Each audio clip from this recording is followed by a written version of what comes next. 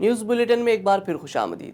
سعودی عرب میں مسلم لیگ نون کی جانب سے اجلاس منعقد کیا گیا، جس میں لیگی عہدیداروں نے کہا کہ حکومت پاکستان کو چاہیے کہ وہ سعودی عرب کے لیے فلائٹس کی تعداد کو مزید بڑھائے۔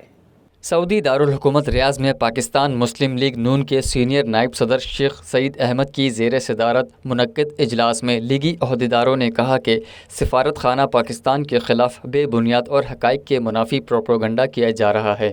سفارت خانہ اپنے محدود وسائل کو بروکار لا کر کمیونٹی کی خدمات کر رہا ہے، تاہم حکومت پاکستان کا فرض بنتا ہے کہ وہ سعودی عرب کے لیے فلائٹس کو بڑھائے تاکہ زیادہ سے زیادہ افراد وطن واپس لوٹ سکیں۔ مقررین نے کہا کہ ایسے وہ تمام افراد جو سماجی رابطوں کی ویب سائٹ پر دیار غیر میں سفارت خانہ پاکستان کی آڑ میں پاکستان کی بدنامی کا باعث بن رہے ہیں، انہیں چاہیے کہ وہ اس پروپیگنڈے سے باز رہیں۔ ہمیں پاک سعودی ملکی تعلقات اور دونوں ممالک کے عوامی تعلقات کو فروغ دینا ہے۔ اجلاس سے مسلم لیگ نون کے سینئر نائب صدر شیخ سعید، فریاد چودھری، محمود احمد باجوہ، عدنان بٹ، مخدوم امین تاجر، وقار نسیم وامگ اور دیگر نے اظہار خیال کیا۔